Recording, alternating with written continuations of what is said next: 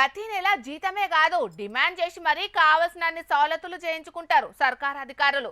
మీదికెంచి ఏటికేడు జీతాలు కూడా పెంచుతూనే ఉంటది సర్కార్ కూడా. అయినా కానీ కొంతమంది అధికారులు మాత్రం అత్యాశకు పోయి లెక్కలేనన్ని రూపాయలు సంపాదిస్తారులా. ఆఖరుకు ఇగో గిట్లయిపోతారు.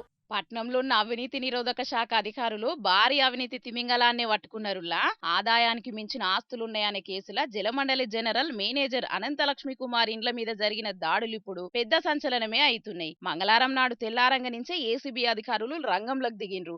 హైదరాబాద్ ల మల్లాపూర్ వెంకటరమణ కాలనీలుండే కుమార్ ఇండ్లతో నట్టుగా ఆయన చుట్టాలు దగ్గరోళ్ళిండ్లు కలిపి మొత్తం 8 జాగల్లో ఒకటే పారి తనిఖీలు చేసిండ్రు. కుప్పలు కుప్పలుగున్న నోట్ల కట్టెలను చూసి కండ్లు బయలు గమ్మినట్టే అయిందట అధికారులకు. ఇక పైసలను లెక్క పెట్టడానికి అధికారులు ఏకంగా ప్రత్యేక కౌంటింగ్ మిషన్లనేది తెప్పించిండ్రు. మొత్తం ₹1,00,00,000 మీదనే సొత్తు బయటపడ్డది. అట్లనే కొన్ని జాగల్లున్న భూములు, ప్లాట్లు, విలువైన బంగారాభరణాలకు సంబంధించిన డాక్యుమెంట్లు కూడా అధికారులు స్వాధీనం చేసుకున్నారు. దగ్గర దగ్గర కిలోకు మీదనే బంగారం ఆభరణాలు, ₹100 కోట్ల దాకా ఆస్తులున్నట్టు గుర్తించిండ్రు ఏసీబీ అధికారులు. హైదరాబాద్ లో గేటెడ్ కమ్యూనిటీలలో 3 ప్లాట్లు, 6 ఓపెన్ ప్లాట్లు, నిజామాబాద్ లో 3 ఎకరాల భూమి ఉన్నట్లు ఏసీబీ అధికారుల విచారణలో బయటపడ్డది. ఇవే కాదు ఇంకా వేరే జాగాల సుతం పెద్ద మొత్తంలోనే ఆస్తులున్నాయట.